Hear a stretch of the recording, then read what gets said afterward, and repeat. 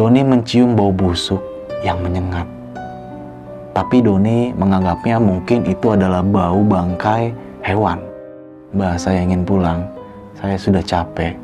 Biarkan saya pulang, Mbah. Kamu duduk di sini aja. Jangan pindah kemana-mana.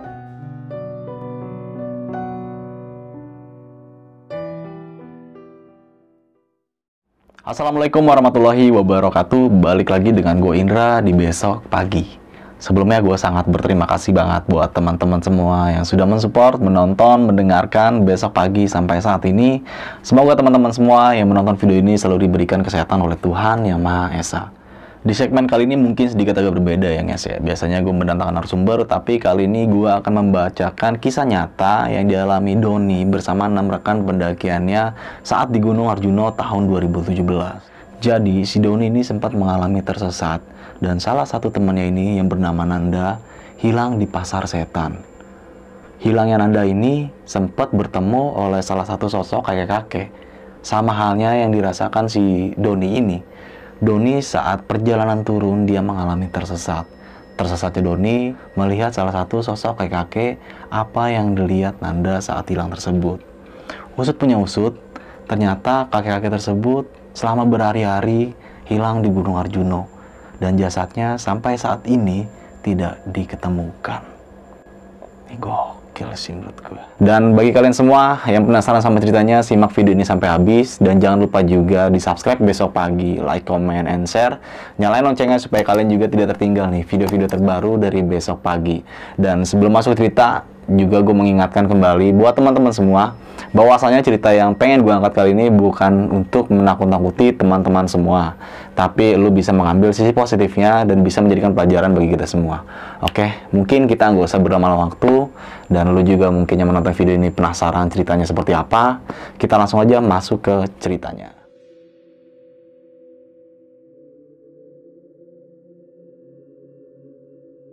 Kejadian ini terjadi pada tahun 2017 lalu. Agung, Nanda, Herman, dan Eka, mereka mempunyai niat untuk pergi ke Gunung Arjuna. Di antara mereka berempat, nggak ada yang mempunyai pengalaman di bidang pendakian. Oleh karena itu, mereka berempat berinisiatif mengajak Doni untuk mengantarkannya ke Gunung Arjuna. Mendengar ajakan dari mereka, Doni berpikir kalau ke Arjuna berlima berarti ganjil. Kenapa Doni berpikir seperti itu? Karena setahu Doni, kalau mendaki ke Gunung Arjuna itu, kalau bisa jangan ganjil. Karena mitosnya akan mengundang bahaya nih guys. Akhirnya Doni mempunyai inisiatif untuk mengajak satu temannya yang bernama Vicky.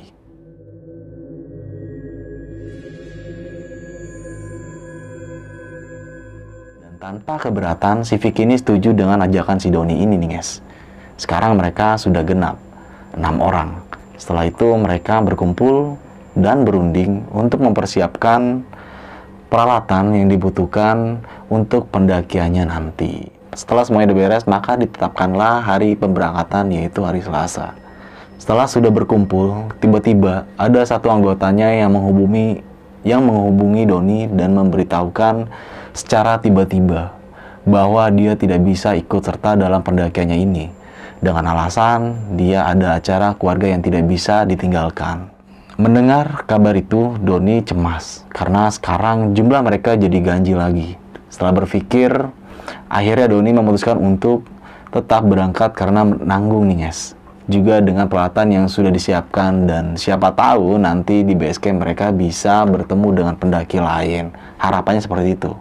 Siang itu mereka berangkat mengendarai motornya masing-masing untuk menuju ke base camp Gunung Arjuna via Tirtes. Sekitar pukul 2 siang, mereka sampai di base camp nih guys. Sampai di situ, Doni seperti biasa mengurus izin mendaki ke pos, dan setelah izin sudah didapatkan tanpa menunggu lama, mereka memulai pendakian. Setelah mengecek ulang semua perbekalan mereka, dan mereka pun berdoa, semoga di pendakian kali ini nggak terjadi hal yang tidak mereka inginkan, dan bisa kembali ke rumah dengan selamat, dan itu tujuan yang utama yang pastinya.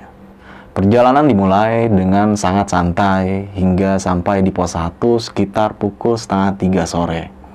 Di pos 1 mereka istirahat sebentar untuk membeli minum di warung yang terdapat di pos 1 ini nih guys. Dan selama perjalanan dari base camp ke pos 1, belum ada kendala apapun, masih have fun.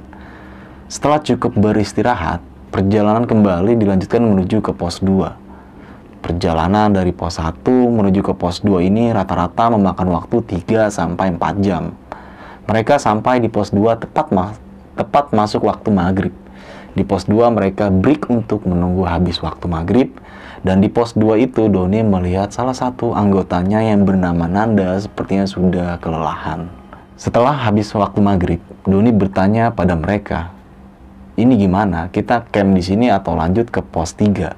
Nanda yang memang fisiknya sudah lemah menjawab, "Camp di sini aja mas, aku udah nggak kuat soalnya." Sebenarnya niat Doni mengajak mereka untuk camp di Lembah Kidang atau di pos 3, soalnya nanggung kalau harus camp di pos 2 ini, mengingat jarak dari pos 2 ke puncak masih sangat jauh. Tapi, melihat keadaan Nanda yang sudah lelah, akhirnya terpaksa mereka camp di pos 2.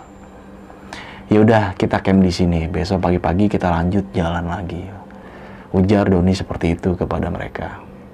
Mereka mendirikan tenda di pos 2, setelah itu masak dan makan seperti biasa.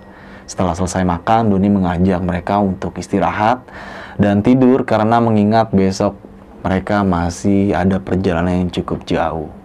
Kurang lebih pukul 2 dini hari, Doni bangun dan mengajak anggotanya untuk melanjutkan perjalanan.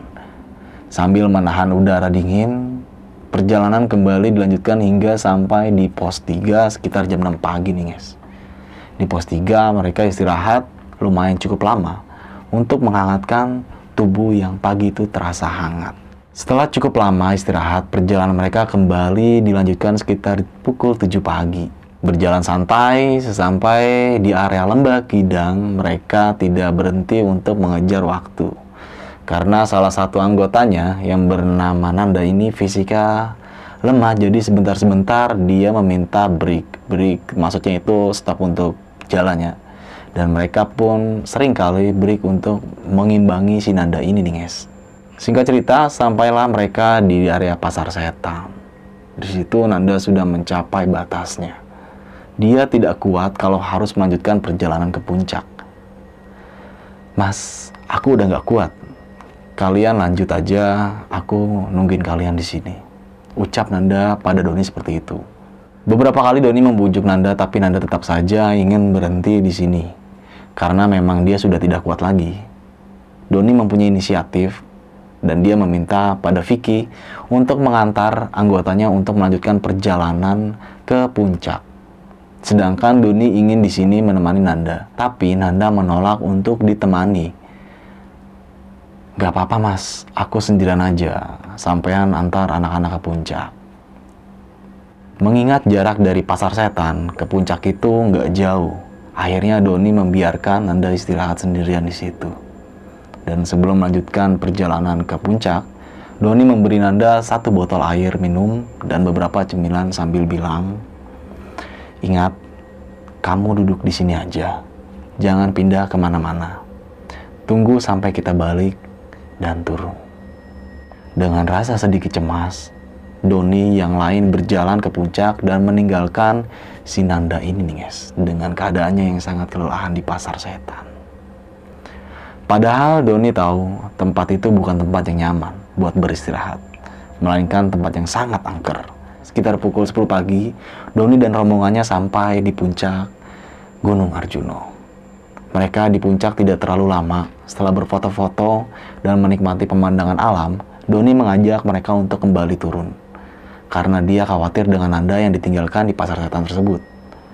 Akhirnya mereka pun turun dengan ritme perjalanan yang cukup cepat, atau bisa dikatakan sedikit berlari. Sesampainya kembali di area Pasar Setan, mereka tersentak karena melihat Nanda ini tidak ada di tempat. Mereka mencari Nanda keliling Pasar Setan dan memanggil-manggil namanya, tapi tidak ada respon sama sekali dari Nanda ini, dan tidak menemukannya keberadaan si Nanda. Doni dan rombongannya pun mulai panik dan bertanya-tanya, "Ini gimana? Nanda kok nggak ada? Apa mungkin dia sudah turun duluan?" ucap Doni kepada yang lain. "Enggak mas, Nanda itu orangnya penakut. Nggak mungkin dia berani turun sendiri. Jawab salah satu temannya ini, guys.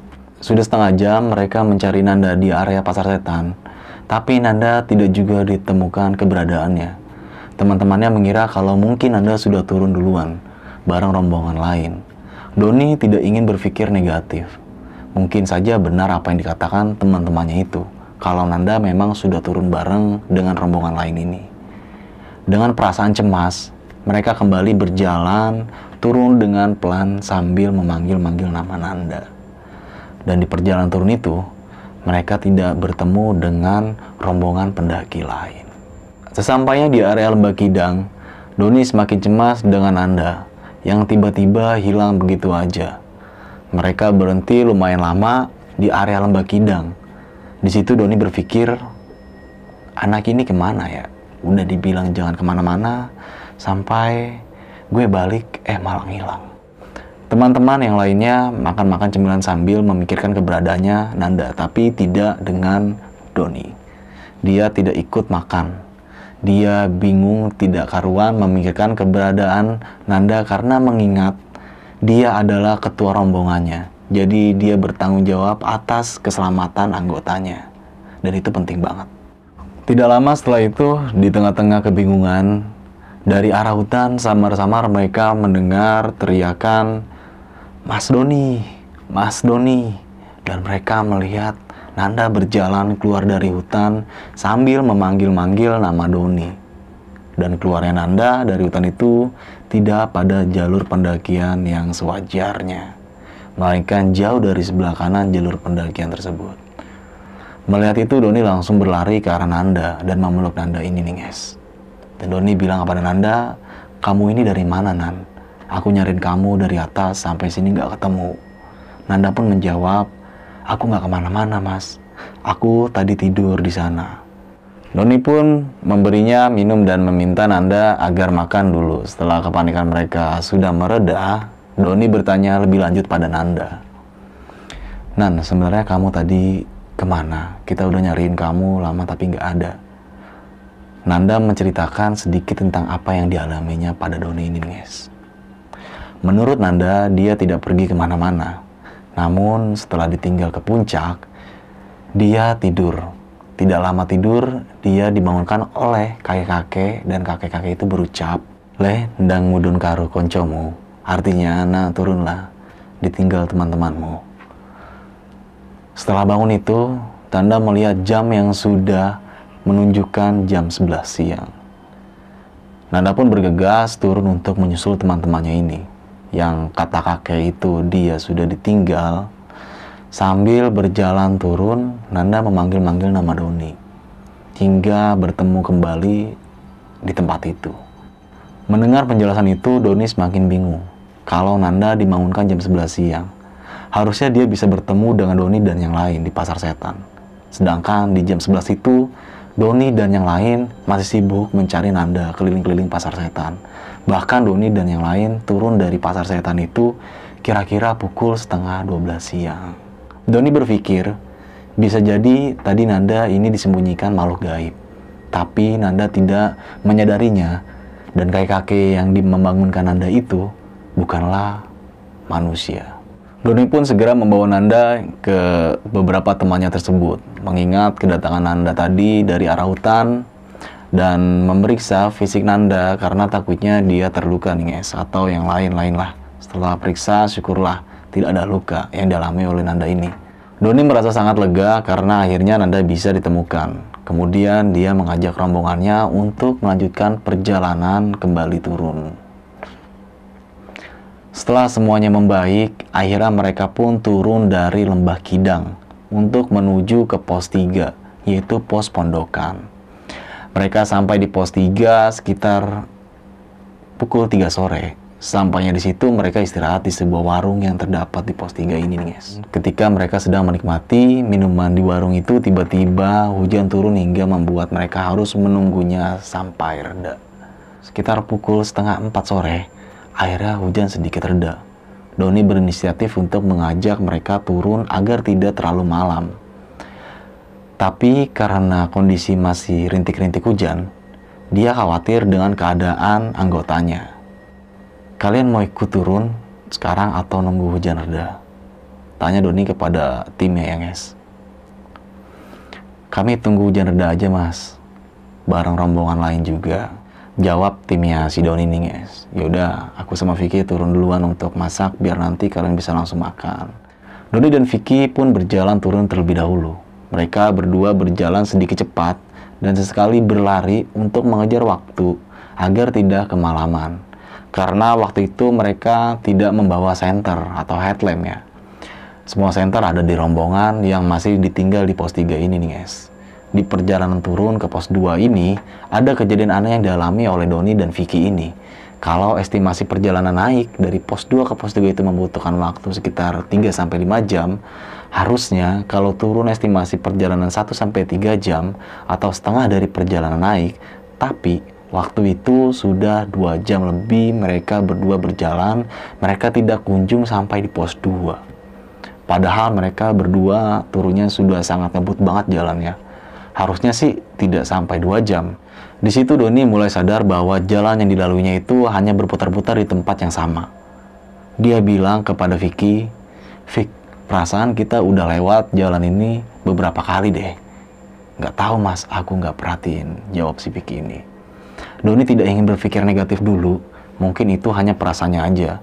Dan mereka tetap berjalan mengikuti jalur yang dilewatinya. Cukup lama berjalan mereka tetap tidak kunjung sampai di pos 2 ini nih guys. Hingga akhirnya Doni menandai sebuah pohon.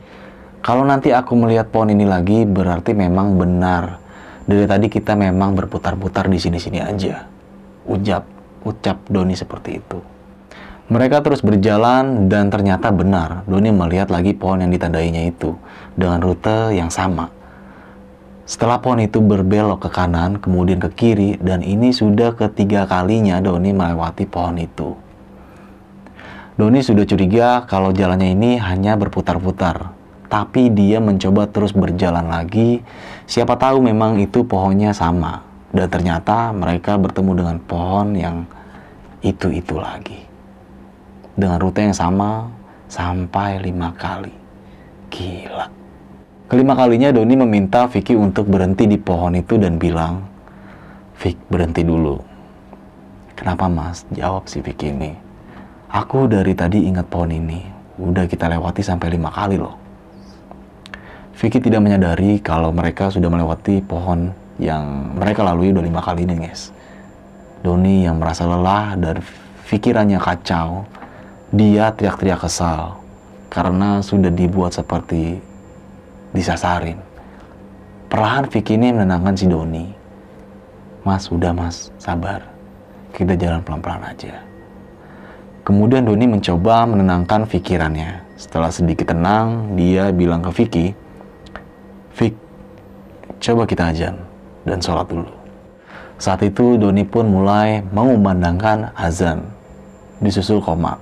Lalu mereka berdua pun mulai sholat dan berdoa agar diketemukan jalur ke pos 2.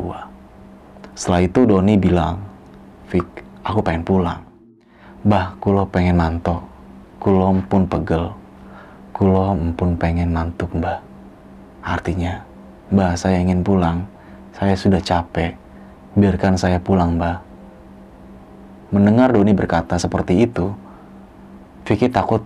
Kemudian dia bertanya, Mas, kenapa mas? Nggak apa-apa, Vic. Udah, ayo kita lanjut jalan lagi pelan-pelan. Ujar Doni kepada Vicky seperti itu, guys. Dengan kondisi yang sudah sangat kelelahan, pelan-pelan mereka kembali melanjutkan perjalanan. Yang tadinya mereka jalannya sedikit cepat, sekarang sangat lambat. Sambil di perjalanan mereka berzikir, dan Doni sudah tidak lagi menandai pohon yang mereka lewati sampai 5 kali itu. Bagi Doni, yang penting jalan saja sampai tidak sampai urusan belakangan. Cukup lama berjalan, dari kejauhan mereka melihat ada beberapa cahaya di bawah. Melihat itu, Doni memberitahukan pada Vicky, Vic, itu pos 2, Vic. Iya mas, alhamdulillah. Di situ mereka merasa senang, karena setidaknya pos 2 sudah terlihat, meskipun jaraknya masih lumayan jauh.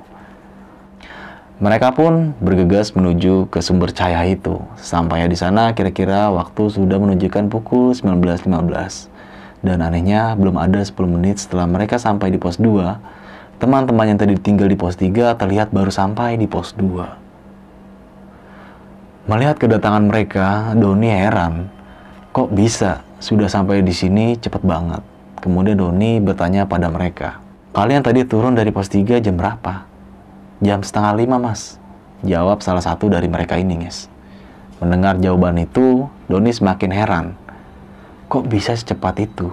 Padahal tadi Doni berjalan dari pos 3 menuju pos 2 ini berjam-jam, dari setengah 4 sore sampai jam 7 malam.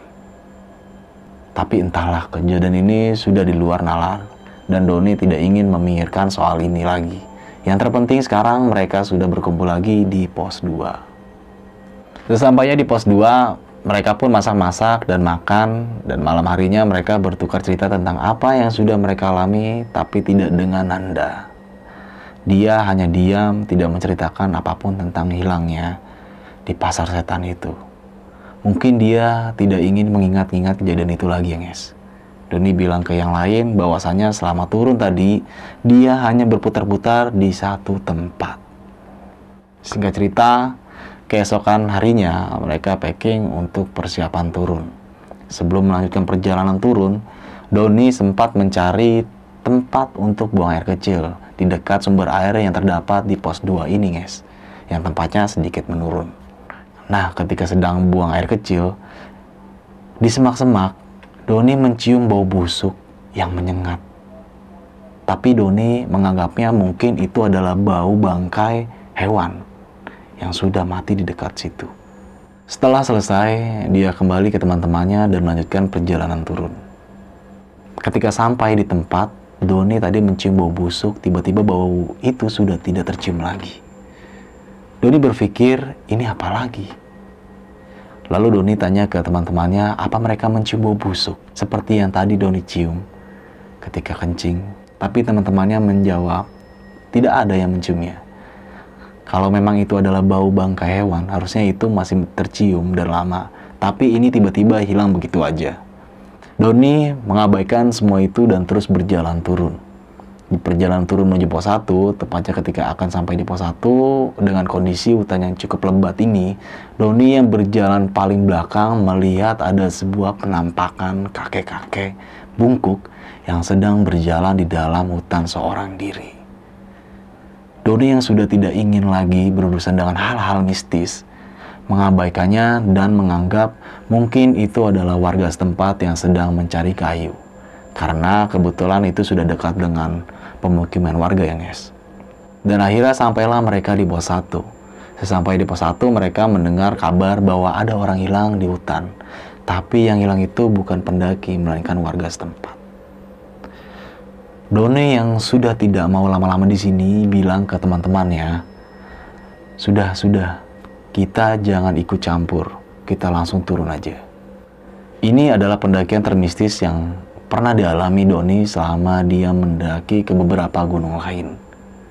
Dan di pendakian ini Doni benar-benar percaya kalau ternyata Gunung Arjuna memang menyimpan kisah angker di setiap areanya.